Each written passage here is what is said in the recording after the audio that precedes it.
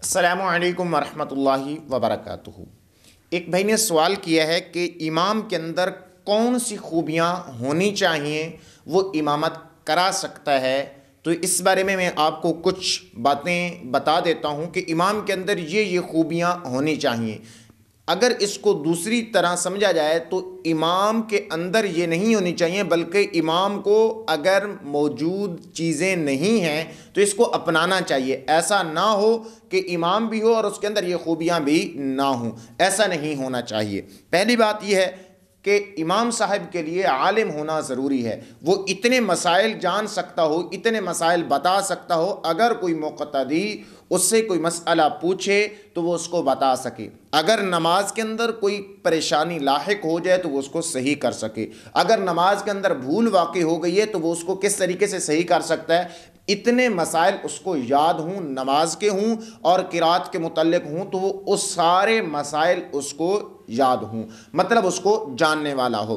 اسی طریقے سے امام صاحب کے لیے دوسری خوبی یہ ہے کہ اس کی قرات صحیح اور درست ہو، یعنی کہ وہ اچھے طریقے سے قرآن پاک کو پڑھ سکتا ہو۔ یہ امام صاحب کے لیے دوسری خوبی ہے۔ امام صاحب کے لیے تیسری خوبی یہ ہے کہ وہ صاف ستھری حشاش بشاش شخصیت کا مالک ہو۔ ایسا نہ ہو کہ مقتدی اس کے حشاش بشاش اور صحیح و سالم رہیں، صاف ستھری کے چیزیں پہنیں، تو امام صاحب جو ہے وہ صرف گدڑی میں رہے، تو یہ اس کے لیے صحیح نہیں ہے، اچھا نہیں ہے۔ اگر کرتا ہے تو اس میں کوئی حرج والی بات بھی نہیں ہے، لیکن اس کے لیے یہ بات اچھی نہیں ہے۔ وہ صاف ستھری شخصیت کا مالک ہو، اور یہ کردار کے اعتبار سے بھی بات ہو رہی ہے اور اسی طریقے سے جسمانی لباس کے اعتبار سے بھی بات ہو رہی ہے۔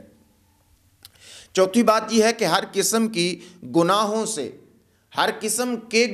سے وہ اجتناب کرنے والا ہو۔ اس کا ہرگز یہ مطلب نہیں ہے کہ وہ بعض گناہوں کے اندر اس کے اندر شریک نہ ہوتا ہو، لیکن اس سے جو چھوٹے گناہ ہیں یا بڑے گناہ ہیں خفیہ طور پہ کیے جاتے ہیں ان میں شریک ہوتا ہو، ایسی بات نہیں ہونی چاہیے۔ سارے گناہوں کے اندر اس کو شریک نہیں ہونا چاہیے۔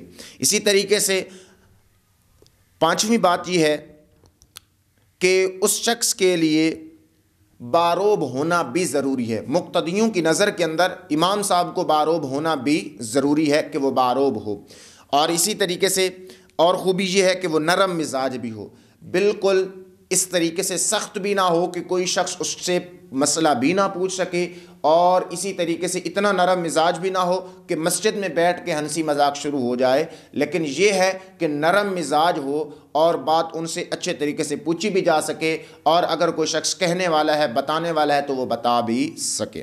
اسی طریقے سے آگے چلتے ہیں کہ سنت کا پابند ہو، کسی بھی سنت کا تارک نہ ہو، اور اگر اس کو کہا جائے کہ اپنائیں تو اس کے اندر شرم بھی محسوس نہ کرے۔ مثال کے طور پہ پگڑی پہننا، اور اسی طریقے سے داڑھی مبارک رکھنا، اور اسی طریقے سے عمامہ وغیرہ پہننا، ٹوپی وغیرہ پہننا، اس کے اندر اس کو شرم محسوس نہ ہو، تو اس طریقے کا امام ہو تو یہ امام کی بہت بڑی خوبیاں ہیں جو اس کو اپنانی چاہیے۔ اسی طریقے سے 5 وقت کا نمازی ہو، نوافل کا بھی پابند ہو۔ آخری بات یہ ہے کہ مقتدیوں کو علم دین سکھانا اپنی ذمہ داری سمجھتا ہو، تو یہ امام کے لیے ان خوبیوں کا ہونا لازم اور ضروری ہے۔ جس امام کے اندر ہیں تو ماشاءاللہ کیا بات ہے، اور اللہ تبارک و تعالیٰ اس کو مزید جو ترقیاں عطا فرمائے اپنے علم اور عمل کے اندر۔ جن کے اندر یہ چیزیں موجود نہیں ہیں تو وہ اپنا محاسبہ فرماتے ہوئے ان چیزوں کو اپنے اندر اپنائیں، تاکہ لوگ ان کے مزید قریب ہوں، لوگ ان کی ہاں میں ہاں ملائیں، اور جیسے ان کے قریب ہوں گے تو وہ اسلام کے قریب ہوتے چلے جائیں گے۔ السلام علیکم ورحمۃ اللہ وبرکاتہ۔